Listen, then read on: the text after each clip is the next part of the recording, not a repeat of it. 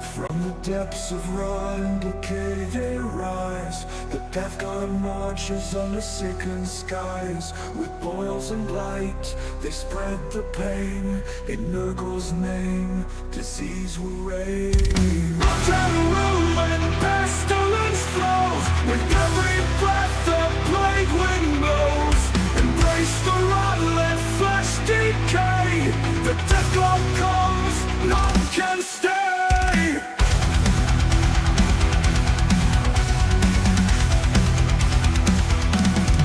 From the depths of rot and decay they rise. The death god marches under sickened skies. With boils and blight, they spread the pain. In Nurgle's name, disease will reign. Rot and ruin, pestilence flows. With every breath the plague wind blows. Embrace the rot, let flesh decay. The death god comes, none can stay. Armored and filled with rusted blades, they laugh as cities wilt and fade. Where they tread, no life remains. Just hollow corpses, plague remains. Beneath the helm, cursed grin, for in death they shall begin. Rot and ruin, pestilence flows. With every breath the plague wind blows. Embrace the rot, let flesh decay. The death god comes, none can stay. Beneath the warp the souls are bound. To spread decay, to break the ground. Nurgle's gifts a putrid stain. A future where only disease remains.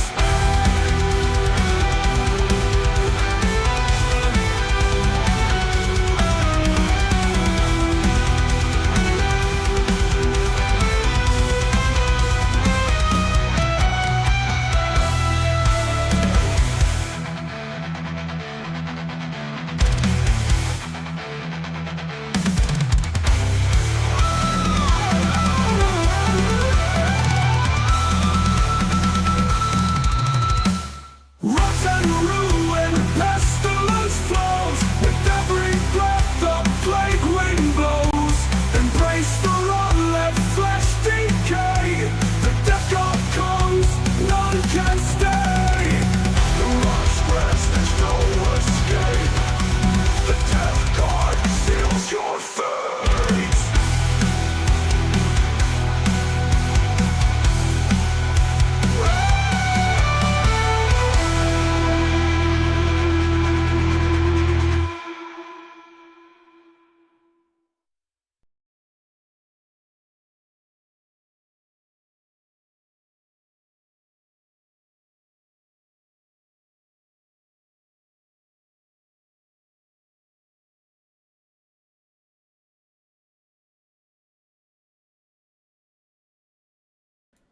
Hello everybody and welcome back to an episode of the Disgustingly Resilient podcast. I'm Aiden and today I'm joined by Mr. Death God Dave. Hello Mr. Death God Dave, how are you doing today? I'm very good. How are you, Aiden? It's good to be back on the air, so to speak. Welcome back. I'm very good as well, mate. I am very excited for the upcoming few months that we have because obviously we know the roadmap. We know we're coming at some point, so I'm getting painted up and I'm getting ready as many units as I can. I'm just playing. Yeah. I'm playing the unit lottery, Dave. So I don't know what's going to be good. So it turns out if you have one of everything, you're guaranteed to at least have something good. Exactly, I completely agree. And this is in here are some actually unopened, but some more Poxwalkers. So I too am just stocking up the final few gaps to make sure I've got all the stuff that's needed. But hello to everybody in the chat as well. So everyone, that is good to see you all. We see some new faces, some old faces. But it's good to have you all here. I hope you guys are having a good time. Mr. Dylan is in the chat, who I believe you met at your event this weekend, Mr. Dave. Hey Dylan, how you doing? Well done. You did brilliantly. It was lovely. It was good to finally meet you. It was, once again, it was another event where I got to meet more people in the community. The really nice thing that happened a couple of times is I had people come over who are like, oh, can I get a picture? Can I say hi or get a picture? Because my mate is a guy who's in our club, or one of my really good friends is a massive fan of the channel. So it would be really cool if I can send him something. So that was really nice to hear that the word is spreading, and Even up there, DRP culture. the DRP cult is growing. So no, it was great. But yeah, it's good to see everybody in the chat. Like, so we've got some regulars here and some new faces. We've got Mr. Nut. He says, "Hi, I'm a newcomer, just starting Death Guard. Welcome to the club, mate. Good choice, decision. Good choice, decision. Good choice, man. And a hell of a time to be joining Death Guard as well. What a time! You have a very fun couple of next months when everything's kind of explodes, and there's plenty for us to dig into all together. So we're all looking forward to that. But yeah, Dylan, I believe Mr. Dave and me were just talking about you actually just before this. We came live. We saw that you actually got best Death Guard as well at the event. Really well done, man. Excellent showing for that one. Good 4-1. Really good result there, mate. And make sure if you're on, you are a member. Make sure to send me your list because I'll make sure I get you up on the next Infection Critical. Excellent work. Mr. Phil really Spill, thank you very much for the gifted membership there as well. Oh, very kind of you. Let's get those things out of the way, Dave, while we're on the topic of it. So, if you do really like the channel, what can you do to help us, Dave? You can like, comment, subscribe, and if you really want to help us, you can click the join link and you can become a Plague Marine.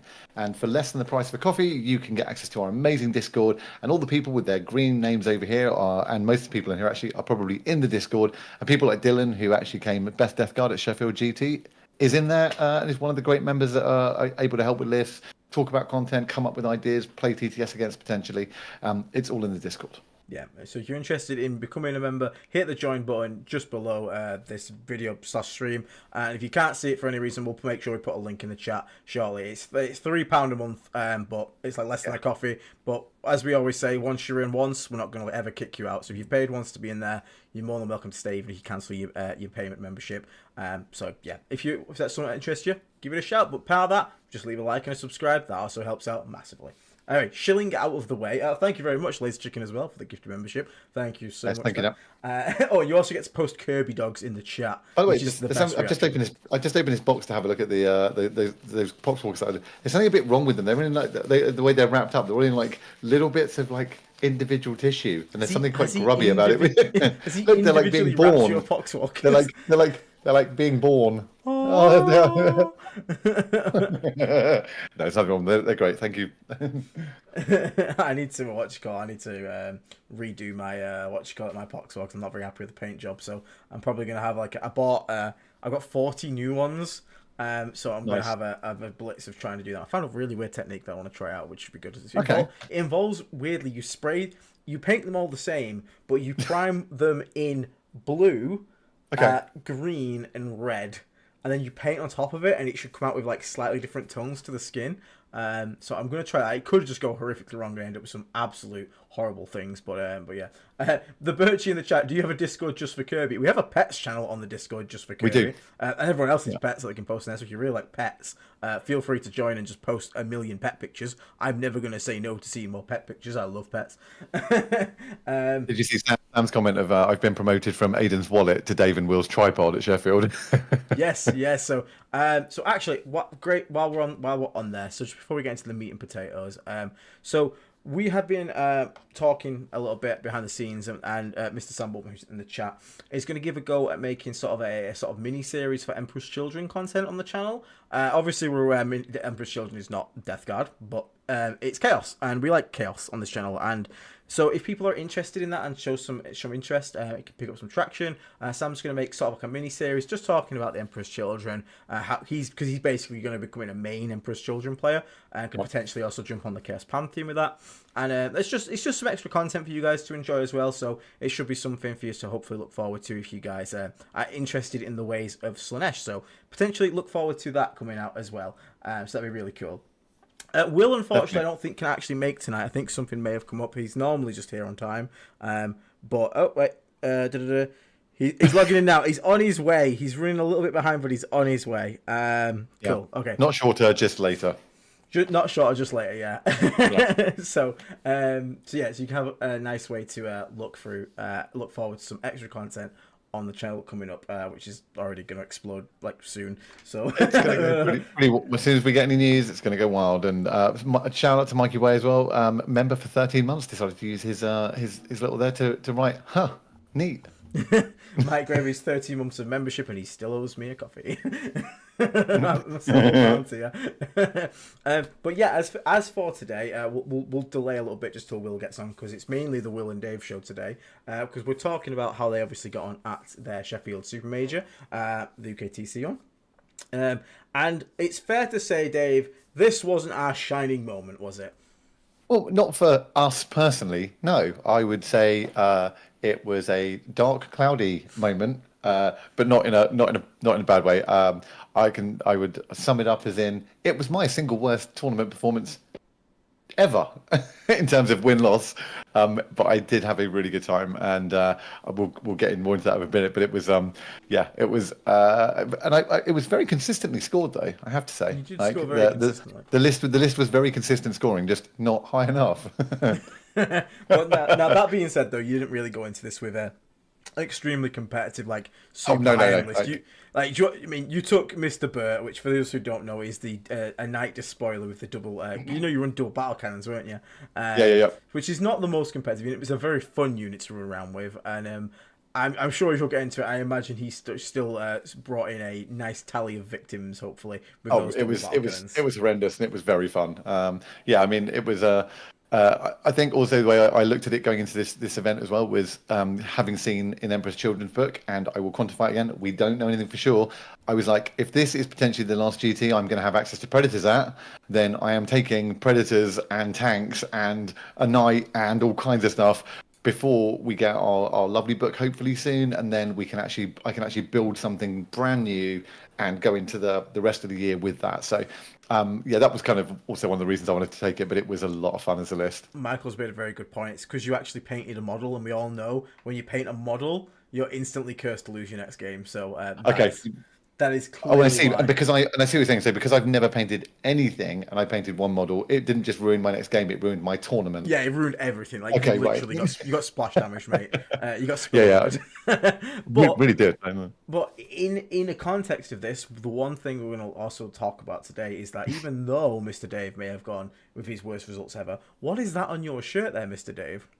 I was joking about it earlier, but I was going to stand up a little bit so you can see it. But it's not sponsored by VT or anything. It's just as part of the MVP program, they sent these out. And Will and I were talking about this at the end of the game, at the end of the day, is that I went 1-4, right, with my list. And I think it could be very easy for people in that tournament, and for someone who plays tournaments a lot, to have kind of gotten a bit annoyed with the way it was going and be like, oh, I'm not going to, this is rubbish, I'm not winning anything, I'm not going to bother, I'm going to drop, or I don't know, or something like that. I think it was, I was certainly conscious of luckily I was taking something quite fun, but also the people I was there to play with have also paid to travel there. Like in the instance of my last game, Daniel Branson, who's setting up a great scene in Scotland, drove 7.5 hours to come and play the Sheffield GT, and we had a great final game. And if I'd been there bottom of day 2, with a real puss on, like, I don't think that would have been particularly great for him, let alone what I like to think of to represent not just the Death Guard as a faction, but our channel and other things. But I think it's just really important to have a good mindset when that's happening. So yeah, just at any point during your games when you were losing, were you ever considering pulling a super secret mission?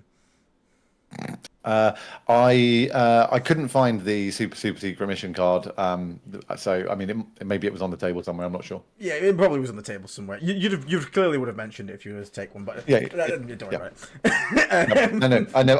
I actually did get asked by one opponent. Did I on one game? He's like, "Oh, it's in turn 3. Do you want to do?" And I said, "I'm not being rude, but." Hell no! I never play secret missions ever. I don't care what the situation is. I'm not winning because of some janky card. I don't think I've ever took one either. I'll be honest with you. I don't think I've ever took one of those damn things ever. They never seem to work. But there's definitely not a story behind all of that.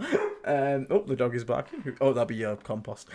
That's almost a random thing I've just announced to everyone. We have bought some compost. We are doing the garden of Nurgle, perhaps. There we go. That good link back. Well done. Yeah. So So yeah, we'll go through that because I obviously want to hear about your games and how it did. Yeah. Will has just come online on Discord, so he's probably joining the call very shortly. So one thing we'll just do very quickly for chat is, do you want to very just quickly just go over what you actually ended up taking again to Sheffield? Because as we said, Sure. this wasn't Dave min-maxing the best list. He just was like, I want to take that big silly night again. And anyone that checked the shot, he had it in his little baby seat in the back of his car, which just made me laugh quite a bit.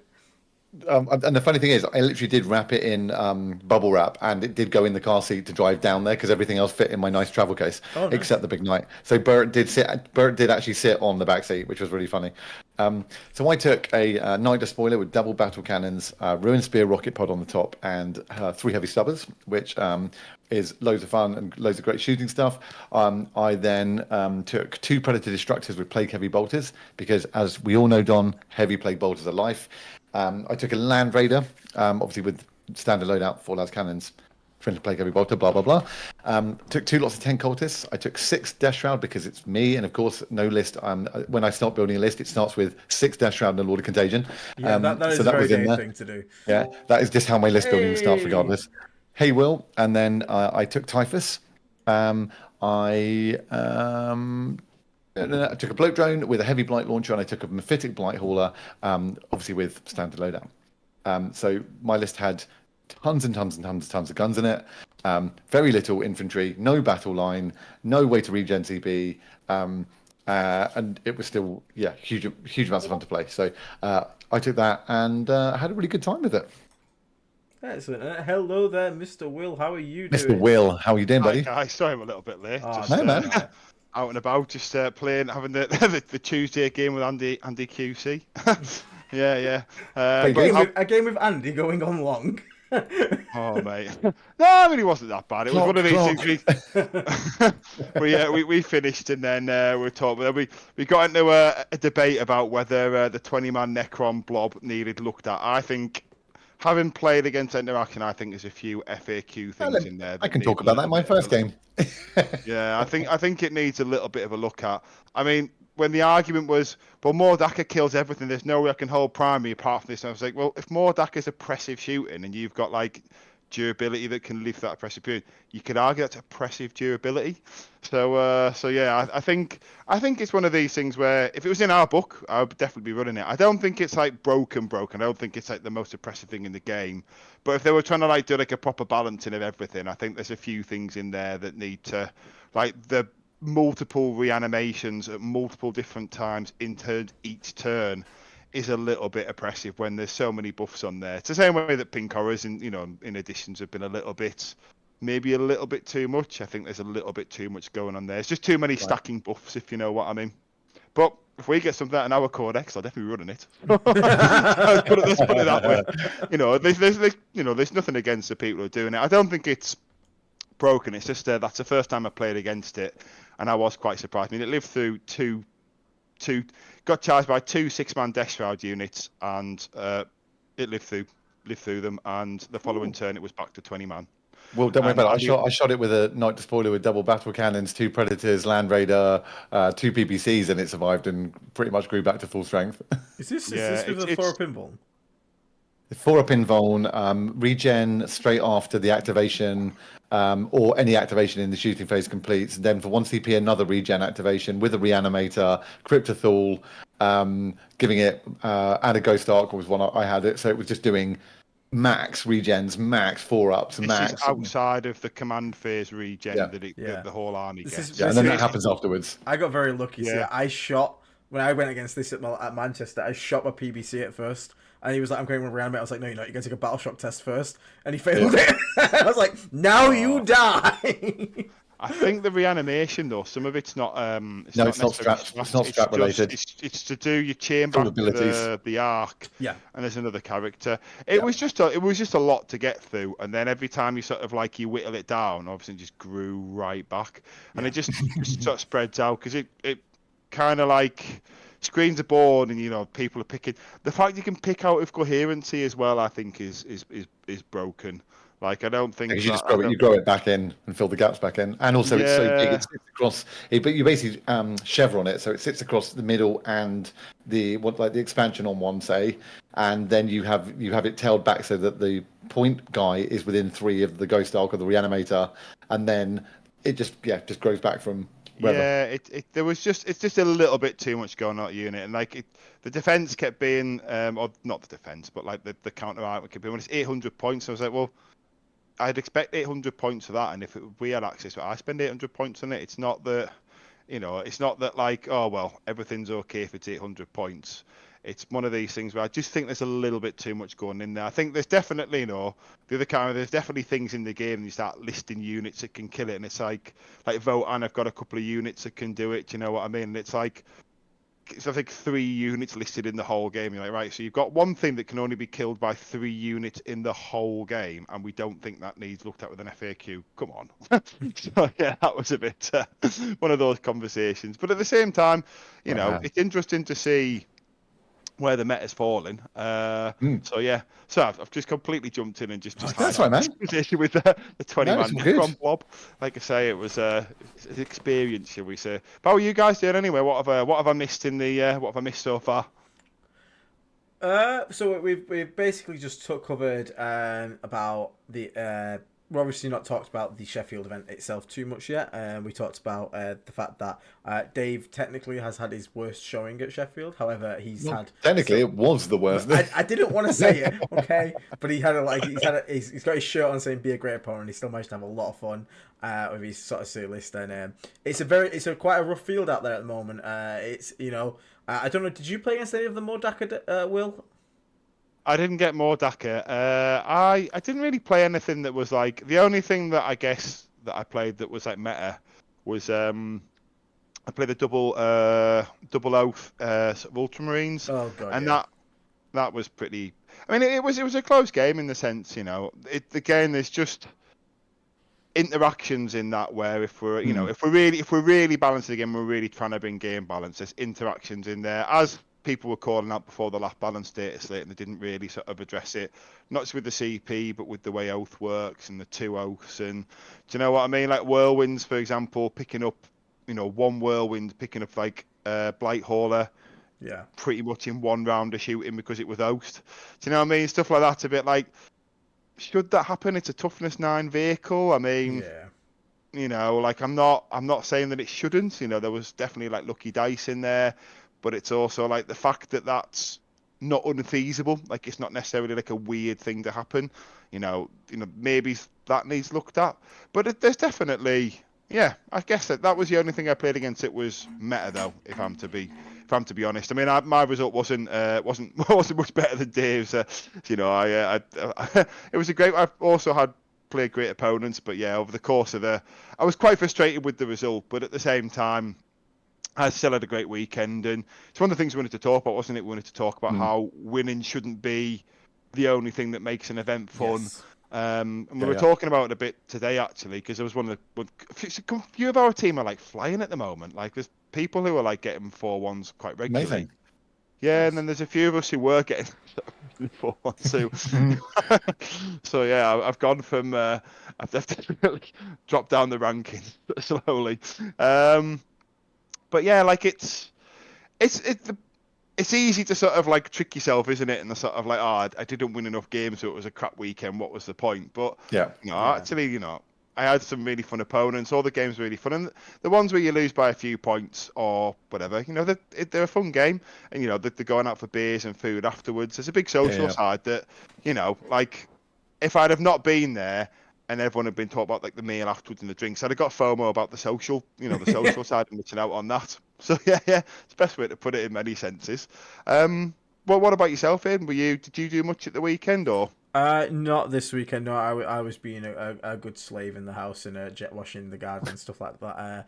But like I said, I've been painting stuff and I've been trying to just make sure I've got one of everything for when the new codex comes out to make sure that we can get some things. Which I need to actually place an order after this because I want to get some more heavy blight launch drone because I want 2 of every drone. So at least, I have 3 spitters, but I want at least 2.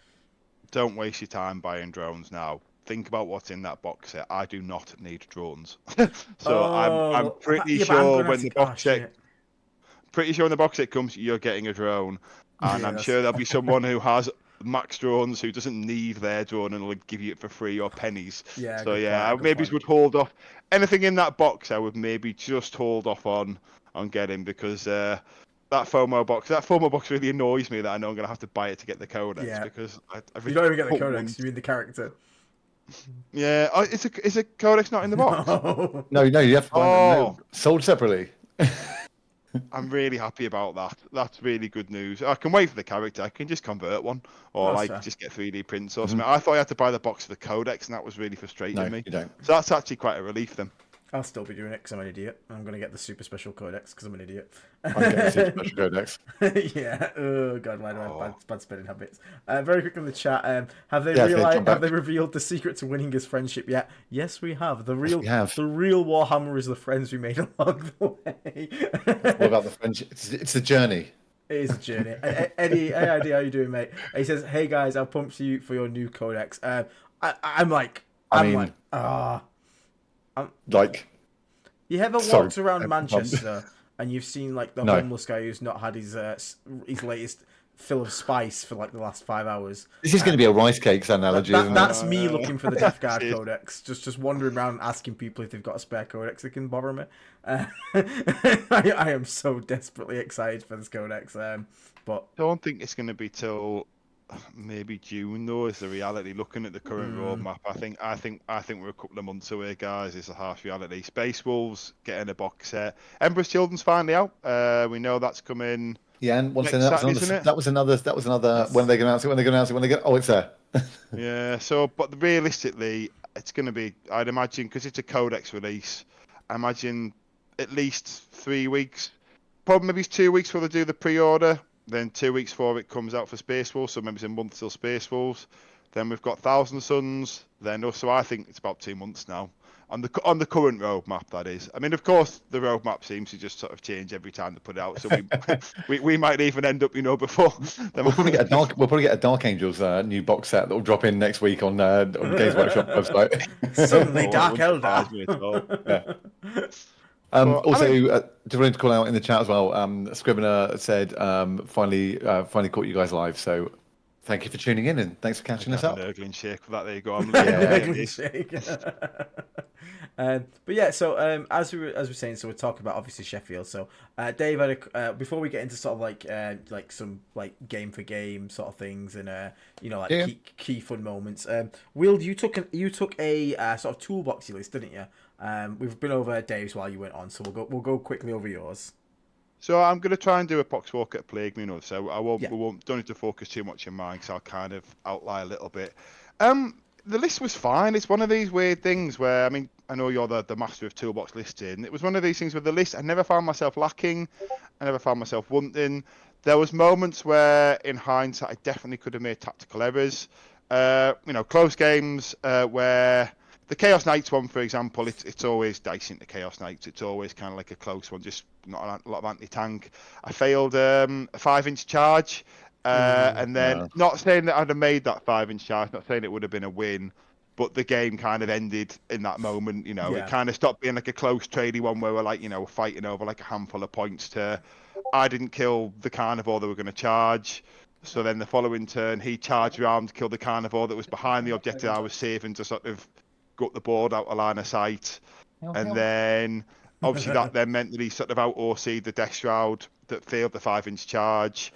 Well, they left it anyway. But basically, it just kind of, he ended up with an asset unexpectedly. I lost a big asset. Yeah. And then that sort of trade, it just unravelled there. So that was, stuff, a couple of bits like that. But on the whole, yeah, it was a really good weekend. The toolboxy one, I think the best way to put it is, and this is something I'll talk about on the Poxwalker at Plague Marine series, it highlighted how much perhaps my player skill has been sort of lent into like finding skews and then kind of pushing the skew and just being good inside that skew.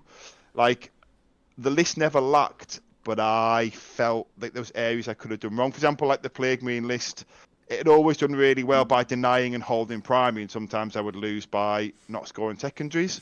Whereas this list, I could find I could always score secondaries. Yeah. I could always deny and hold primary, but sometimes the sort of like the macro and micro strategy weren't correct. Like for example, in the first game I played, had I gone second, I think my strategy, we kind of thought off, would have been the winning strategy. But as soon as I'm going first, I didn't change the strategy. So my opponent won by the last turn points dump, which obviously I didn't get. So all the denying and small little trades in the middle meant nothing because he's like, well, okay, we're pretty low on the score, but I win now. Yeah. If that makes sense. Whereas if I'd have pushed earlier in that game, put the pressure on him and be like, well, I've got to be aggressive and more aggressive instead of kind of like playing a sort of more passive trading game, that might have been different. So there was stuff like that to sort of take away from it. You know, I implemented the strategy in both Votann games where I won them both, but I went first, and I kind of, from that Space Marine game, kind of knew, and it worked out for me. So there were things like that I took away, but I'll unpack it more in detail in the Poxwalk at Plague Me, so for the people who sort of want to talk more about that kind of things. But what about you, Dave? Was there any sort of big moments or takeaways from your games? Yeah, I mean, like I said to Aiden off camera that at the beginning, that the funny thing is that apart from the AdMech game, which I hundreded, my scoring in all 4 others are within, at the extreme, 6 points. That's pretty good. Yeah, but well, it is, but it highlighted probably the restriction of that list to score secondaries, or to hold primary really well. But yeah, I thought I found that quite funny when I actually hadn't gone back and looked at it until just before the stream, and actually looked at what all the scores down the board were, and it's quite interesting that they're all very tight and they were against 5 different armies, so it were on 5 different maps. So yeah. So that was quite amusing to have a look at. But yeah, no, like I said, it was a lot of fun, and I said to in the beginning as well, Will, that with unknowing what's going to be in the book and what isn't, and the fact that I've got a shelf full of armor over there, it was just a really fun time to go and take out a load of stuff. Which who knows at the next GT is it going to be there? Is it not? I don't know. So I had a lot of fun with it, and then like you said, it was about making sure that for those 2 days that I had fun as well, and was a good opponent for the other people who had travelled hours to get there, paid for hotels, kind of were playing 3 hours across the table from a stranger, and making sure that they had a good game too. Yeah, you always want to make sure gracious opponent is the best thing. And as well as sometimes we get upset at losing, but I just want to quickly point out that especially if you are like new and you're learning the army, like the losses are way more important than the wins. Way more important for getting better at the game, because when you win, you just go, cool, win, job's good and done. When you lose, you have to actually think about why you lost, and it's a lot easier for you to identify your mistakes, whereas when you're in a win, you actually could have made a huge blunder at some point, and you just won't notice it, and you won't think about it because you still won the game in the end. So like we all have events. Like I was saying to Dave, I went to Leeds last year, got 3-2, which is my worst ever performance, and I was just like, man, this feels bad. I was 3-0 on day 1, and I had Necron, Hypercrypt with monoliths, and just got my ass beat. And I was like, oh, this feels shit. And I was a proper little grumpy grump. I was not happy. I came home, was a little grumpy grump, a little sulky boy. But since that happened, I actually found that I am actually taking my losses a lot better, because it kind of made me realize like the loss doesn't actually matter that much. So it's nice to have it not matter as much, and you can still have a fun game, as you said. Go on, Will. What are you going to say, mate? I just wanted to shout out my second round opponent, because he's someone who follows the channel, and he's someone who's like a proper sound guy. We spoke loads at tournaments. It's dead funny in the queue for food, and he just was like, we're talking and parenting and he's like, oh mate, me and you, like it's literally like all the people could have been standing next to each other. A guy called Dylan, just wanted to shout out Dylan, great guy, great opponent. Dylan went 4-1 with his Death Guard list, so absolute fucking. Dylan's in the chat. He was I think he was pretty much the first person in the chat today. So we've already given him a shout out. But I wasn't 100% sure if it was the one you played, Will, but that's it is. Yeah. Really close game. It came down to a few points. I mean, like I said, I'd unpack it in the proxy. It was one of these weird ones again. It looked like I was well ahead. Everything was kind of going right, and then I don't know, just a couple like at the back. I had a go turn, a few things bounce, you think are right, and then the MSU style of my army kind of came back to haunt me because it was on purge. He was just able to get way more kills than I was, and I just lost the killing power after that. and then he sort of pulled the deficit back with the kill more, and Yeah, actually went on to win the game. And he played it, he played it really well. It was one of those things where great opponent, and I was a bit frustrated after the game. I'll hold my hands up, but also at the same time, it was well deserved from Dylan. It was one of the things where I had to sort of like give myself a bit of a talking to and make sure that it's good to be a good opponent, So when I lost to the Chaos Knights on the Sunday, I made sure I was, upbeat, positive. Don't want to like put a Debbie Downer on someone else's, high time, if that makes sense. Yeah. But yeah. But just one question about your game against Dylan, Will. It's just a question I asked Dave before. At any point were you ever tempted to take a secret mission? No. We obviously. No, Do people know? I don't know. No. This is a completely unrelated question. Don't worry. It's just a question. Just a one-off question, but a simple answer. Just a no. Okay. No. That is fine. Okay. There's nothing wrong. I guess it's an in-joke. The people who know the reference know the reference. The people who don't. I can't. Might be the best place to leave. It might be the best place to leave that there. I'm just going to jump on for is two people I want to shout out from the event. Apart from my opponents, was discussing Danny, who's a follower of the channel. I was playing one. He wasn't at the event, but I was playing one of his friends. And he saw on BCP that I was playing his mate, so he WhatsApped his mate and just said, "Oh, could I give him a shout out?" So I just wanted to say, "Hey, thanks for being a follower, and it was really cool of you to kind of message your buddy," because he was like, "My mate's asked me to say this. Does this make sense?" And I was like, "Yeah, it does." So that was good, and I also actually chatted to Death God Andy for the first time at an event. So when he was playing one of the VT guys, went over and actually said hi, and we had a proper chat for a bit, which was nice. So good. Just outside of my opponents, just wanted to say hi. Nice. Was there anyone outside of Dylan? Who went 4-1? Was Dylan the only 4-1? Dylan was. I think Dylan was the only one. He finished 30th. Dylan! Dylan did really well. Dylan finished 30th, and the next highest placed Death God player was 100. So he did really well. Like, big gap, really big gap. So well done. That's really good. So I suppose this leads something actually. Let's have a little pivot now, because this is a good point. Because obviously also leads to what we talked about with last week, and also let's say and tell what you've got come this weekend. Where do we think the Death Guard have come in the meta then? Because only 1-4-1 is quite wild compared to where Death Guard were. Like Death Guard were sort of like getting quite regular 4-1s at the UKTC. So I don't mean like regular, like everyone you guaranteed a 4-1, but there was usually like 2 or 3, 4, 5 sometimes of people going with that. Do we think there's something's happened with the faction or the meta, or do we just think it was just one of those events? And linking that also into the fact, I know you're trying to find the list for your teams you've got coming this weekend. I don't know what you settled on. Hang on, Death God Cat screaming at the door. Hold on. So I mean, we'll go into the top team thing. So, what do you go for? What do you want to go over first? Do you want to go over the teams this weekend, or do you want to go over the I mean, they're kind of linked, I guess, in the sense of like, what list did you pick, and then kind of what were the sort of thought process, and how do you feel the list would do if you took it to? If you'd have been at Sheffield with that list, how do you think it would have fared? Would you have felt confident that a 4-1 was doable, or would you have been a bit more nervous than normal, knowing sort of like what the meta's like, the things that are in there out there? Because obviously, we've had a recent balance patch, and we're still kind of in the early data stages. Yeah. Is this the beginning of like, if we didn't have our codex coming soon, is this the beginning of a sort of slipping down the tiers, or is this just one thing, and it's it's like other events had lots of other 4-1 Death Guard players or better? It's more of a general point, because I haven't looked at the results of it. I didn't even know that Dylan was the only 4-1 player, which makes it fucking flipping even bigger props to Dylan. So yes, I don't know where we stand. So I mean, I think so. There's a few things that play into this. One is, I think, obviously stats can fluctuate. Like genuinely, a faction could just have like a bad weekend. That's the way it happens. Now, I don't think we overall had a bad weekend though. I think there's still quite a few 4-1s in other events, so it's not bad. I think Death Guard's in a weird spot potentially on UKTC.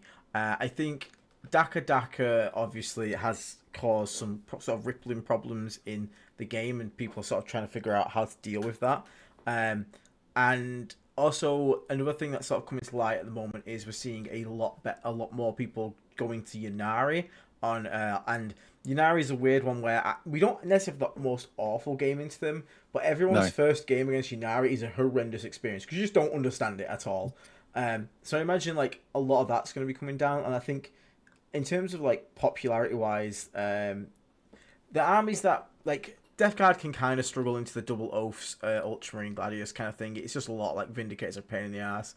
It's quite a strong archetype. I don't think it's necessarily indicative of Death Guard being like bad.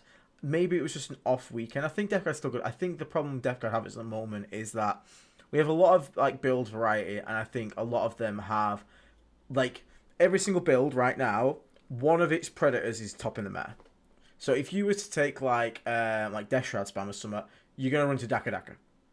If you're gonna take something like Hull Spam's worst matchup is Ultramarine Gladius, Vindicator spam, stuff like that. So there's always like a top predator in the meta at the moment for every single one of our archetypes, and all it takes is for you to run into, you lose one game here or there, and then you run into one, and there you go, you're 3-2, like straight there. Unless you like play out of your goddamn mind and your opponent makes some mistakes. So there is an element of that, but I still think Death Guard is in a strong spot in the game right now. I still don't think anything's going to change like that. I think what might happen now is we see if GW do react, because a lot of people are banning Daka. If we see Daka get nerfed, which at this point probably I'm in the mindset we probably would have seen it by now. So I don't actually know if it's going to get nerfed. I'm wondering if they're waiting for data slate now. Yeah, I think if they're waiting for the data slate though, that's months. Yeah, it's it is, but I think they would have done it this weekend gone. Yeah, I kind of agree that I think we'd have seen Daka banned right now. So I think Daka as well is. So another thing is I think Daka, and we saw this at the weekend as well. Daka is a uniquely problematic army on UKTC as well. I think it's the boards just play really well for Daka and really not nice for Death Guard on that. So I think there's a couple of things sort of that play into Death Guard's performance at the weekend. I don't think it's bad by any means. I think it's still solid mid-tier army, but I do think we are with our builds and so best way to pick a place. I think right now, because we don't have a codex and we're index, we are in a spot where points wise we are very cheap. Power output wise in terms of like damage is quite strong, especially in Play Company. The main issue is though that as the edition has grown up, all the armies now have tricks. Like all have tricks. Every single one has tricks. And all the armies doing well have tricks, whether that's reactive or things like that. And at this point, all we bring is cheap units with blunt force power. And I think that's kind of not becoming enough now. And it's starting to show a little bit. Like even now, the blunt force power of Play Company is struggling against all the tricks in the game. If you look at the top armies in the game, Daka Daka's got a lot of tricks. It's got like the Grot Jail, which is if you've played against Grot Jail, it's just horrendous. And that thing is disgusting. It can everything can have assault suddenly out of nowhere, gets angles, all these horrible shots. Yunari itself is just is a problem in itself, and that needs addressing, honestly. Like lethal intent is just silly. So that will need fixing as well at some point. And then I still think the double oaths thing is still stupid. I really don't like the fact that they can have like 30 CP a game. And they're all really strong armies. They're all really strong armies. Well, yeah, I mean, throw in the Necrons thing we talked about at the start. Do you know what I mean? So when we're talking about a thing that can do something very strong, very unique. Yeah. Something that only a handful of other armies can deal with. Like as soon as you've got something like that in your repertoire or in your sort of your book, and people either discover it or becomes more prevalent, starts to sort of shape things, doesn't it? So it's interesting. It's a very interesting point that you brought up though about the tricks and things that are coming, because we are. I mean, for example, our shooting phase is so weird, like because we don't have any re-rolls. The efficiency is literally just down to like you literally roll the dice. Yeah, and whatever that's you it. get, that's just it. Yeah. You can't improve it. You can make someone else minus one to hit. And it's one of these things. Sometimes you have your go turn, you line your two predators up, and you're like, right, we're gonna set this, six man infantry squad of light. Roll the autocannon shots, and there's 4 1s and 2s in there. There's 1 to work like on the thing, and then you're like, oh my god, like this is. And then the next one, does something similar, and you're like, oh my god, like I'm so out of position now. I don't have anything else I can do. There's nothing I could have done to change that. The guy's god just told me it wasn't happening this time round. Like it's kind of a weird situation. There's a lot of other, I think Oath being an example. It's oh my god, I've rolled loads of 1s and 2s, but I get to re-roll them. Oh, it's fine, it's happened this time. Do you know what I mean? Like I think another thing is I think. is that Death Guard do really well when the meta's in like a. The problem is that the armies at the top right now are all very different. What beats Ynnari? Like, so to beat Ynnari, you want to beat Ynnari, you want to put stuff like Death Shroud, Poxwalkers, you want to stand on the objectives because they can't kill that many models, they don't have enough things. Like, that's why Flyblown is good against Ynnari. And cool, you're like, cool, I just stand on primary, I don't care if you have double move, you can't go anywhere because I'm still on all the objectives, you can just fly around me if you want. Don't care, I'll hold primary, you don't. You try do that versus Daka, you die. So a list build that works well into Ynnari doesn't work well into Daka, and there's all these kind of like things about it at the moment where what works into X is not good into Y, and what works into Y is now bad into Z, and Z's bad into X, and it's like this feedback loop. I don't think right now the tricks are what allow you to like make up with your bad matchups, because you play around your tricks, you can do some certain cool things and outplay someone. Because we don't have tricks, it's very hard for Death Guard to win a matchup that's unfavorable to them, because like because we don't have tricks ourselves, the only way you win is by them fucking up. Yeah, it's the movement as well. Like Yes. sometimes, so this is Movement one thing I wins 40k. Like, Yeah. yeah, this is one thing I wanted to sort of say. And if Dave's in the chat, I really hope he does feed this back to Zach. I am so sick of these UKTC boards right now, and I hate the fact that the middle is just such a killing zone. Like that strip in the middle, I know it does something. Don't get me wrong, but it benefits. Yeah. It does hardly anything. Is the reality. Like it kind of cuts things a little bit. I wish there was like some more like terrain in the middle of the board, like for better staging. Like I used to be able to like try and push a rhino in the middle, or you know you could get a rhino in an advantageous spot, and then if the rhino died, you could like get out into like a ruin.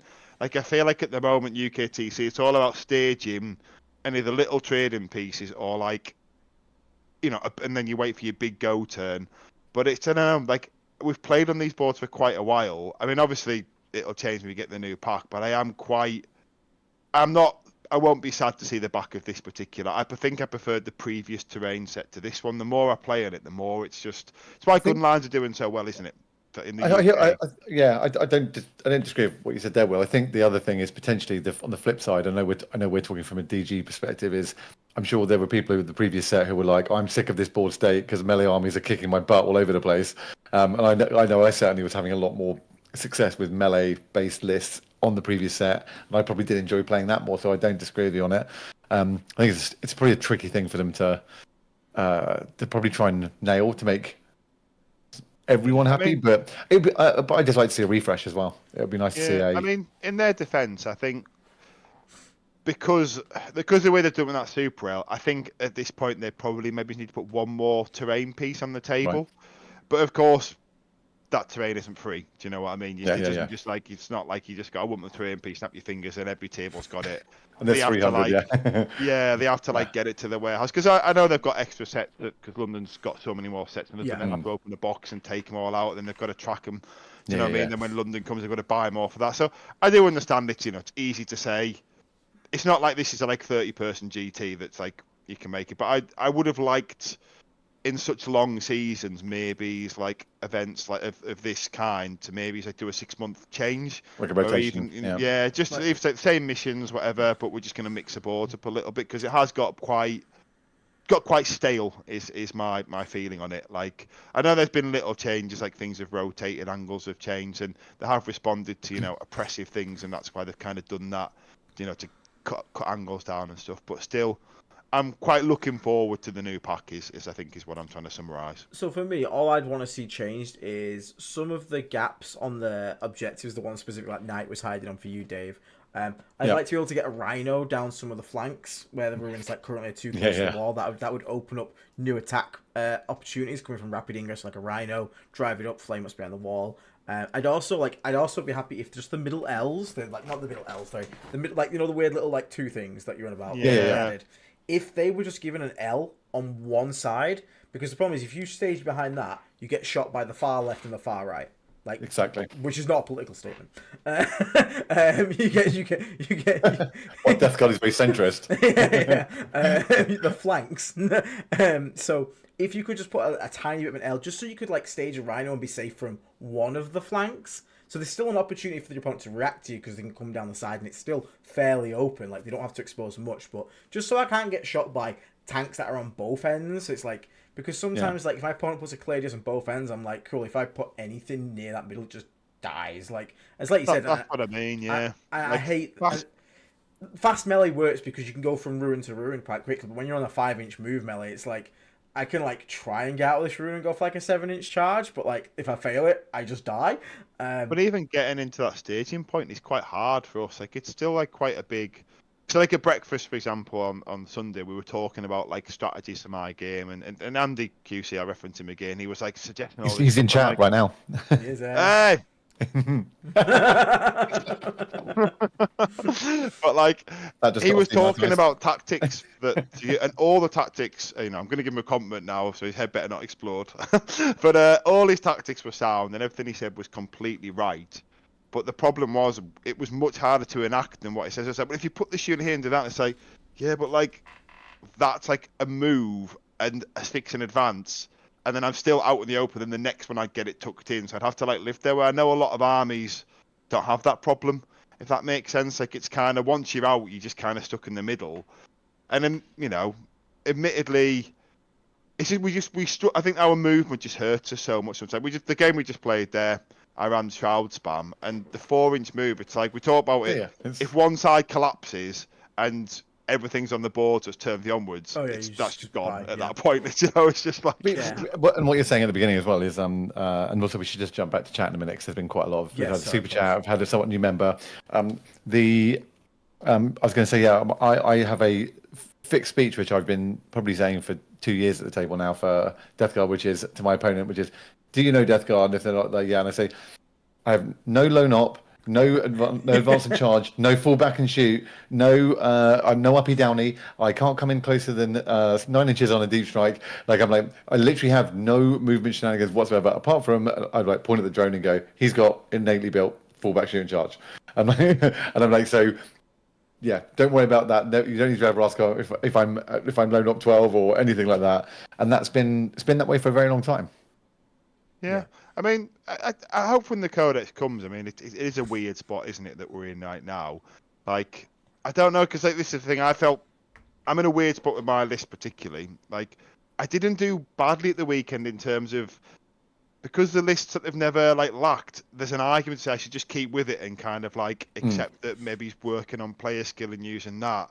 But then I don't know, like, I wanted to run something different today against Andy for a bit of a palate cleanser, just remind myself of why I don't run Shroud Spam as much as anything. I think the other thing as well with the codex coming up, Will, is the much point you like spamming the same tool just to get good at it when it's going to all just be irrelevant. 100%. Well, this was the thing I was kind of leading to. I was thinking, kind of like at the end of the game there, I kind of did wonder to myself, should I just be running Chaos Knights at this moment and just sort of like just run Chaos Knights, or even maybe Nurgle Demons? But Nurgle Demons, I know they're quite good because they hold the ball and this, but like they're so. But is it fun? Because they kill nothing. Like, it's just like I'd play right now just whatever's silly and fun. I'd do what Dave did. Took something silly, took something just as a laugh, and just play with that, because like everything's going to change sort of soonish. Just very quickly, let's have just quick. Jacob Virginia, thank you very much for the $5 super chat. I know Mordaka is bleak, but I have a tournament coming up where it's not banned. What is the best way, if any, to limit the pain I will experience? I would honestly don't try and build a countered Mordaka, because if you do that, you're going to give yourself maybe a 5% extra win chance against it, which is still bad. And instead, you'll just hurt your chances against everything else. So I wouldn't worry too much about it. Like, again, at the moment, like, I just go and have a fun time. Like, everything's gonna change like shortly for us, so like, don't take it too seriously. But if you like to like do your best, like heavy bolter predators are pretty good at killing looters. You just got to try and bait them out to shoot something stupid. But it's really tough because they're just so cheap as well. And also, the only other thing you've got to try and do is, if you can, is don't get grot jailed immediately. If you get to go first, do whatever you can to not get wrapped into a bubble and then shot to death. Yeah. There is one thing that I actually really rated against my Chaos Knights play, and I had this in a list a while ago, and they've come down in cheap and they've got a bit better at it now. Put 6 Nurglings in a list, a unit of 6 specifically, 9 if you find you've got the 30 points at the end. But you can, like, just use them as a nuisance unit. For example, I mean, I haven't played Mordaka, but on theory you can do a lot of things. put them near them and just charge that grot with the 6 Nurglings and just let them like chew through that first, and it kind of like gives them something to chew away and focus on to maybe say get some ball position elsewhere, because the Chaos Knights player had them in his list and it was really Mine good. did well. Mine had 2 6-men. Yeah, but they're good, aren't they? Like I forgot about good. them, like because you know you charge a war, you can make your rhinos, you can kind of funnel movement, and then if you're against a good line or something, and you know say they've got an infantry, you can deploy them last and go right. They're 9 inches away from this tank, and what happened is you go first. Yeah, you get to blast them off the board, but the first thing you do is blast these Nurglings. They're 60 points. I don't really care. Yeah. Or I'm going to charge you, and you're going to spend at least a turn. You'll have to fall back or shoot them, and for 60 points, they're such a good trade piece. Like they just draw things out. They're just one nuisance unit is what I would call it. It's just really good. And then of course you get the beast. You can open up a beast in Nurgle as well, which I think is also very worthwhile. So I don't know how well it would do to Mordaka, but I think that's maybe something you could do if you really wanted to tech for it. But I think, as Aidan said, probably just accept that very few people go 5-0 events. You know, if you go 4-1 and your only losses to only Daka, just focus on the other things that you can win. And, you know, the whole point is just try and be a good opponent, try and have a laugh when you play more Daka. And, you know, I think that's probably the best advice. I mean, who hasn't played more Daka yet? Or here's a call back to Andy QC and it's like, take 20 warriors. Just file Necrons and take 20 My phone's going to start blowing up in a minute from him kicking off at me. So thank you very much as well to Mike T. who's become a Plague Marine. Again, if you have become a Plague Marine, go to our YouTube channel homepage, go to the post tab, scroll down, you will find a link to join the Discord. Get yourself in there, mate. Thank you so much, appreciate it. Prometheus Williams for the 18 months membership. Hell yeah, man. Content just keeps getting better, gentlemen. Thank you very much, Prometheus Williams. Thanks, really William. appreciate your very ongoing support. And Mrs. Don Houston with a $7.77 donation there. Thank you. My death guide introduction is I have no tricks. I am just going to punch you in the face over and over. Yeah, that is pretty accurate, to be fair. We're going to give you crabs. That's what Don's going to do. Yeah. I have no tricks, but you will have crabs by the end of it. That is very true. So what we'll do is, because we're obviously sort of conscious time, Dave, you wanted to give a quick blitz through sort of like your games, didn't you? Because you killed a lot of things. Yeah, I did. So go start at the start. I'm just going to do. We've got because of time. I'm going to blast through them. But I think I tabled 3 of my opponents at the event. My scoring was incredibly consistent. But so I played. All my opponents were great. So my first opponent was Ben Hatch playing Necron's Awakened Dynasty, and Will, a little bit to your point a minute ago about the lack of rerolls and the ability to do stuff with shooting. I basically set up the car park really well, kind of got into position nicely, and all of his like anytime a unit of Ophidians popped out or Scorpex popped out, they disappeared. Like they got evaporated. The 20-man warrior blob, I was like, do you know what? First game, first morning, I'm like, I'm feeling fun. Let's do this. He obviously put some of the warriors onto the middle, onto his kind of one of his objectives, and I'm like, I'm going to shoot it with everything. And I touched a knight on. I got line of sight on with everything. I wasn't even hitting on 4s with one paper. So I was hitting on 4s. The other one was hitting on 3s. Shot 2 battle cannons into them with 4d6 plus 20. Shot 3 ruined spear rockets into it. 9 heavy stubbers off the knight. 2 PBCs with 2 mortars with blast. Entropy cannons, heavy stubbers, 2 predator autocannons, 4 predator heavy plague bolters. Land Raider, 4 las cannons, twin heavy plague bolter, havoc launchers off of everything, plague bolters on almost everything, and I probably, apart from the knight, had barely any hits go through. It was rough, like the rolls across the board. I literally was like shooting this, okay, one hit, okay, fine, and then he 4-upped all of my damage, going through all my wounds. And then the knight did take a big chunk out of them, and he just regenerated all of it. No, that feels bad. So it was, but it was like, you know, this is kind of how it goes. But we had a really fun game, and I did end up at the end of the game on the same objective and killed everything. But it was it's a points game, but it was 65-80 to Ben. But we had a really good laugh, which was really fun. My second game was versus Kevin Davies, playing Nids, Invasion, I think it was. once again, really good fun game. The bit that was particularly amusing was he had some gene stealers behind the L in the middle, and they were off the back of it. So it's the one without walls, but you can't obviously see through it until they're on it.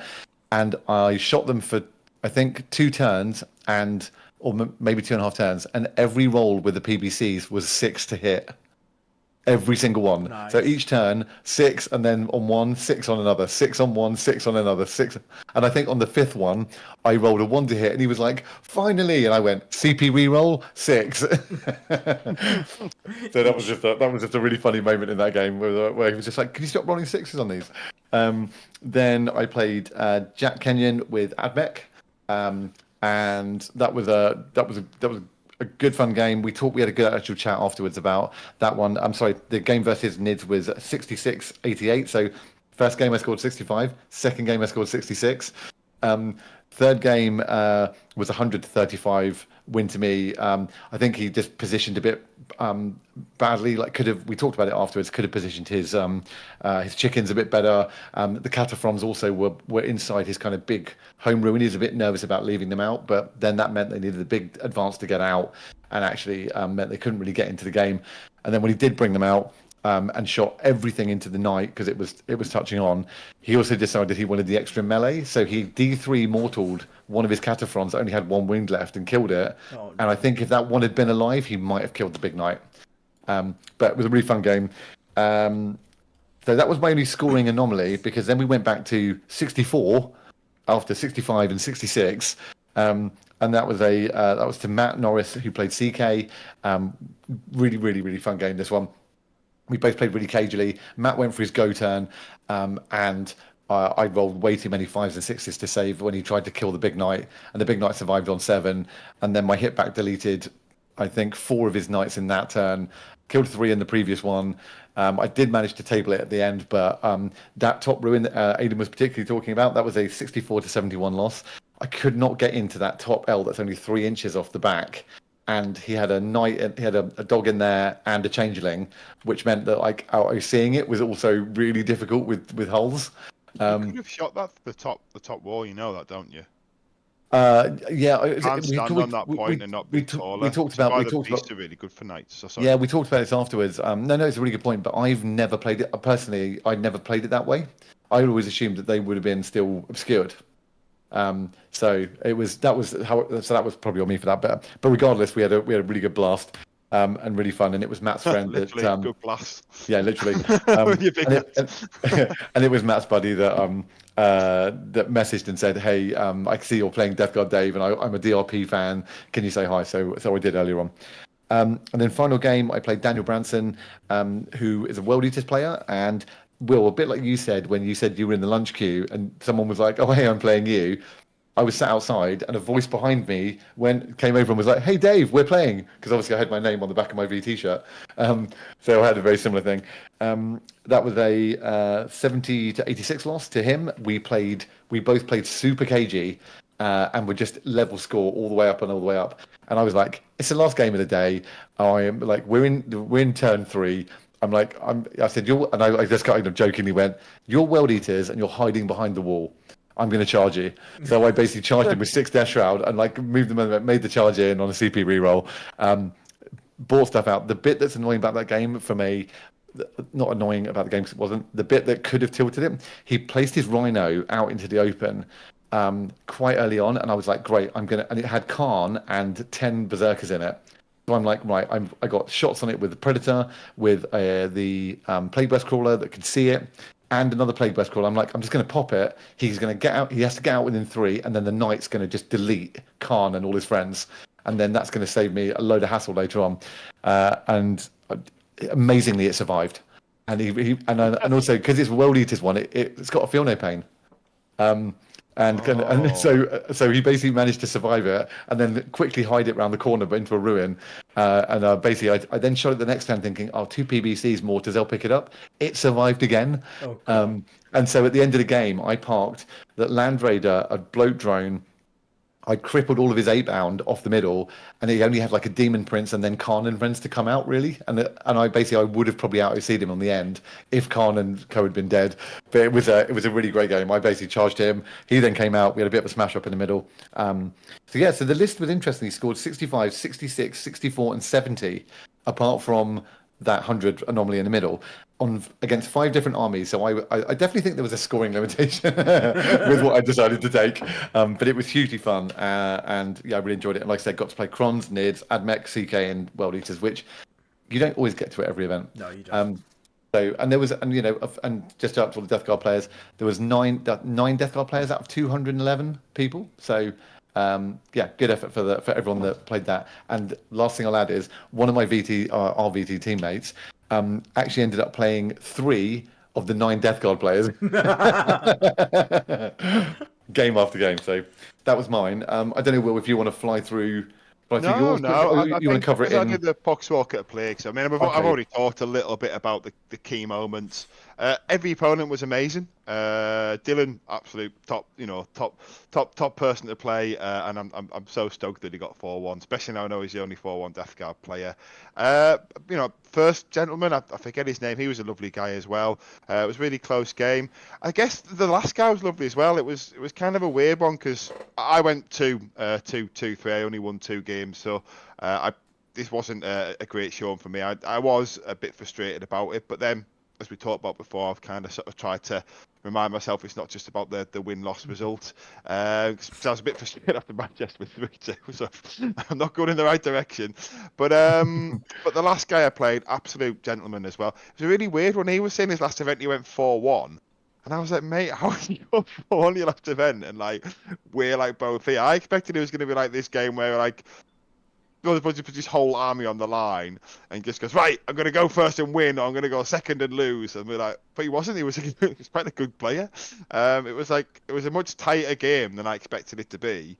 So yes, it was quite nice. It was sort of, I mean, both of us had kind of decided that it didn't really matter anymore, the result. Yeah. Like neither of us were going to go back about who won or lost. So it was quite a relaxed game, but yeah, it was a lot more tactical. There was a lot more thinking involved than I expected, and yeah, it was nice actually. I'm quite glad actually that the weekend finished that way, because if it had just been like a sort of throwaway, like like let's just like not 2 starter boxes on the line, you know what I mean? It wouldn't have been as fun.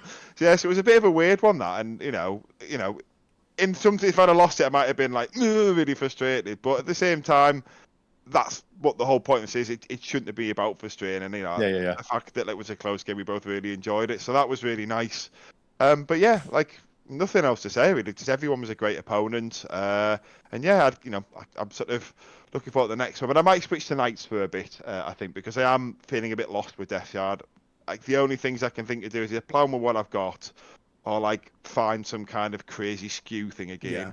And then, but like the crazy skew thing just feels like whatever I was to find now, it feels like it'll be gone. Playing it. Yeah, exactly. So just play. I'm just going to be playing. I'm just going to be playing fun lists that I want to play, like mixing stuff up and just being like, until we get, because there's no. Like, I'm totally with you guys. Until we know what the codex says and what we are allowed to use and what we're not and how it synergizes.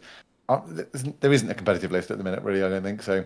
That's long term, should I say? Yeah. So I'm certainly not worrying about it on that front. Just want to say big shout back out to John Hewson for another 777 super chat.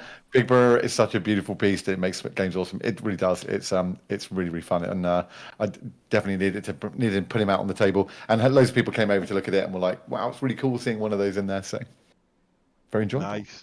But yeah, but I think don't tempt me, Don. Don't tempt me, Frodo. Before we go into the sign off, so like I say, I think the list I played was good, and it allowed to accentuate player skills. So if I was to continue, it would be to sort of try and improve on some of the areas that I think it highlighted in my game where I didn't have any like big hammer, and I think that's something to be said, because I know that Aiden had seen it, and having sort of seen that and sort of like realised it did highlight maybe some areas in me as a player that could be improved. So it could be reasons to go on, but then I do just really want to play. So yeah. So any other things coming up soon for you both? When's your next sort of events? Oh, I'm running one this weekend. Do you know what, Aiden? Yeah. Do you want to quickly run through the list that you've gone with for this weekend, then we'll sign up on that. So Or do you I'll want- just do this real quickly. So I can't go to this event, Will. Oh, have you dropped from the teams one now? I have dropped from the teams one for work reasons. Oh, okay. Yep. Yep. So I was just Moving going to on. say, well, just also just in chat, I know a few people have mentioned about some things that are going on, or things that have been online. It's not that we're ignoring anyone's comments about what's out on the internet and stuff like that. It's just we aren't going to comment about it on stream. So. Oh, I mean, because I've been away QCing, getting QC'd. There might be some gossip that I don't know about because work reasons suggest maybe some content to be recorded, private content. That No, can't I be shared. actually got screwed over. No, he's actually got. He's I actually. got screwed over. he's I thought we were speaking in code. I thought you were like, I thought you were gonna go the Vanguard tactics like. No, stuff Aiden's like actually Aiden's actually pre-record the codex. I was like, Aiden's actually got to have is actually being made to work weekends at the minute. God, I read way too much into that. Then I thought I was gonna be like, "What is the codex out?" And it's like been leaked online. No. No. No, I actually have been sort of slightly screwed over by work, which is very upsetting. and I'm very. I'm glad we cleared that up because for the people watching that might have the rumor mill might have gone into turbo draft there. Oh dear. But now you mentioned.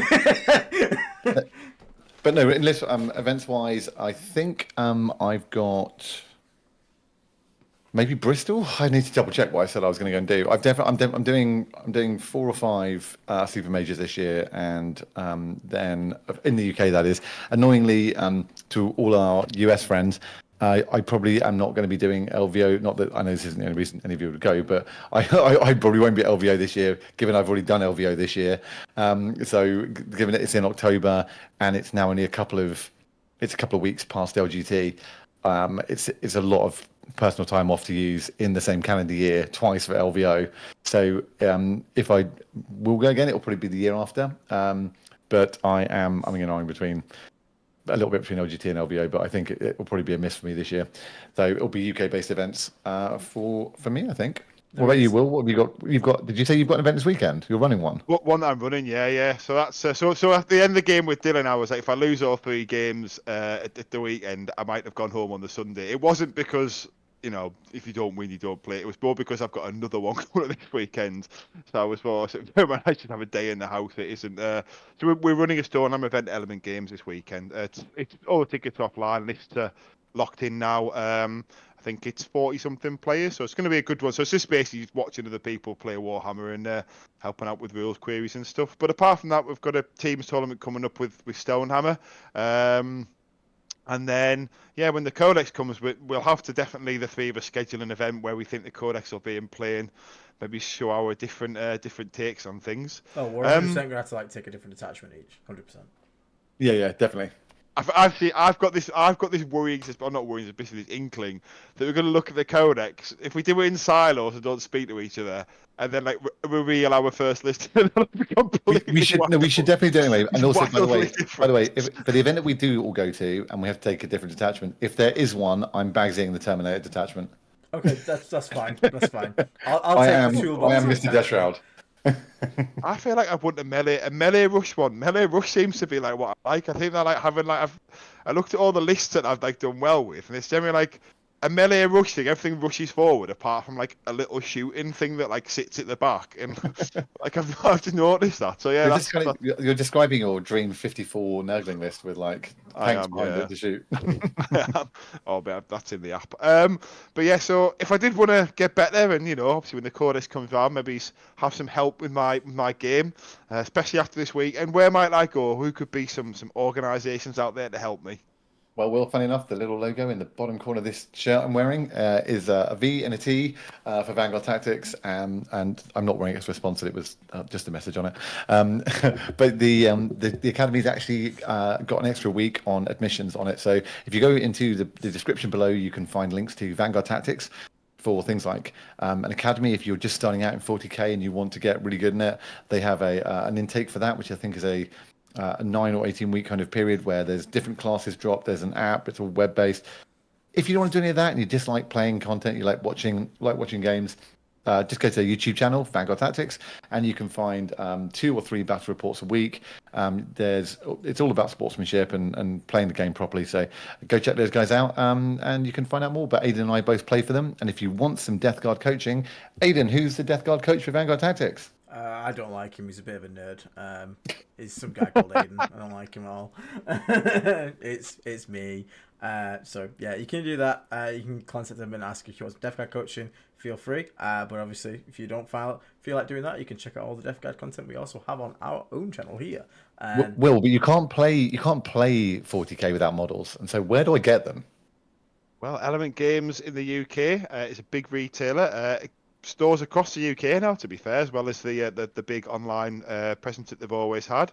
We are an affiliate with them, so if you use our affiliate link, you can find it on their channel homepage and normally the video descriptions. Any money you spend doesn't cost you any more. Just gives a little kickback to us, and it's one of those things. It's just nice way to support the channel. But also, sometimes you trying to work out your contagion ranges. Maybe it's even to know where something can or couldn't deep strike, a 9-inch measurer. Where might I go to get some disgustingly resilient branded tools and utilities to help with such things? Yeah, you can check out our friends over at Saltire Games. They have their own webpage. You can go there, use promo code Nurgle, you get a percentage off your order, and they even sell disgustingly resilient podcast themed ones. And if you wanted some disgustingly resilient podcast dice, where could you get them, Dave? Baron of Dice. They should actually be back in stock, I think, this week. So the initial lot sold out. They look fantastic. Everyone that saw them at the event absolutely loved them and actually asked where I got them and what brand they were. So that was even people who weren't Death Guard fans or DRP fans. So that was really nice to see. Yeah. So check in the video link description below, and there's a link straight to the product page. Excellent. And just one last thing before we go off. I am hoping to go to the Monday RTT, around my Lords of War Element Games on... I already have a ticket. Yeah, awesome. I will hope to be there. However, I'm thinking for this one... Another free ticket? Well, no, I'm thinking for this one, actually, to do something we did a year ago, which is I might let our YouTube members make my list. Yes. Last time, it was horrendous, the list. And you were allowed to put silly limitations, like my Plague Marines were only allowed to run bolters. I was never allowed to embark them in the Rhino that I brought, so I had an empty Rhino that had just a single character in it. Was it just the Plague Surgeon was the only person in the Rhino? The Plague Surgeon had to be my Warlord, had to have Deadly Pathogen, and had to gun it for their Warlord every game. That is something I'll probably consider doing. Because I don't really need the points from an RTT, I'll be honest with you. So we might as well make it into something stupid and funny for the community. So tune in probably at some point like next week, and we'll make that list live on stream. And you guys can actually give me your most horrendous list suggestions. Well, that's what we could do next Tuesday, because that would be the show, because it's 21st, isn't it, the event? Yes, and Will, I'm sure, would be more than happy to lend any models that I don't have for this horrendous list. I probably can lend you anything that you need for Death Guard and still play any Death Guard. I want to play a lot of Death Guard at the moment. Yes, so let's... Necros in the chat, yep, stuff like Triple Surgeon, that's fine suggestions. It can happen, so you let me know. Last time we did it, I still went 2-1 with the worst list ever, and it was a really funny event. So make sure you tune in for that shortly, because I think I'm going to be doing that, because why not? Fuck it. Why not? Well, let's make that next Tuesday show. We're kind of at a weird point where we don't have an awful lot of content while the codex come in. So let's have a Tuesday showdown show where we'll all gang up on Aidan, and super chats mean that you will consider anything you super chat. Doesn't mean that it gets accepted, but you can super chat things that you want us to. It'll definitely get discussed. Or unless you want to, there they go. Maybe if you want to super chat £100 or $100, Aidan has to take it. There you go.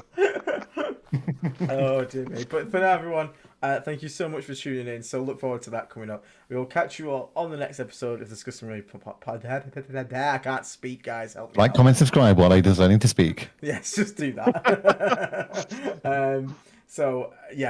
Until next time, everyone, take care. We'll see you all soon and catch you on the next one. Bye bye for now, everybody. Hey, guys. Enjoy some tunes. In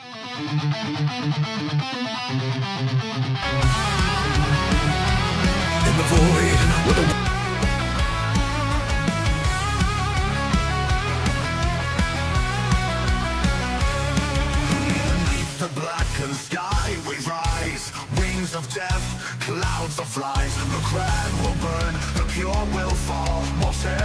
wrath will consume them all. Ultimately pride crumbled in the dust. Your emperor's light can't stop the rust. Disease and rot are your final breath. Now kneel before the reaper's death. I am the plague, I am the rot. The end of all that you forgot. You fought for hope, you fought for life. Now your shiny world slowly dies. From the skies I bring despair. Your warriors choke on poisoned air. My cracking flames, hear the cries. Mortarius plague, watch his glory dies. The reaper falls to a run of thorn. In death your soldiers are reborn. There's no salvation, no last stand. My crown is buried by my hand.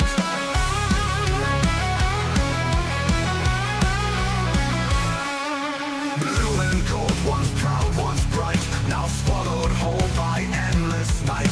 I am decay, and I will feast. Your chapter falls beneath my feet. Gleaming suns will face my wrath. In every breath, your lungs turn black.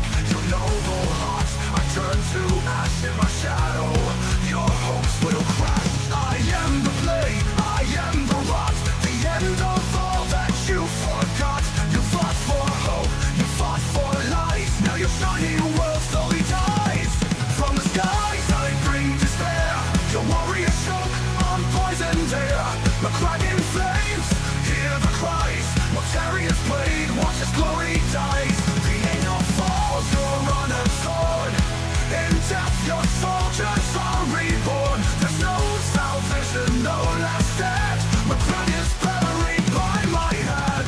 My crown, what's the truth of the stars? Now lies broken, tainted with my scars. I am your doom, your final breath. Mortaria comes, delivering death.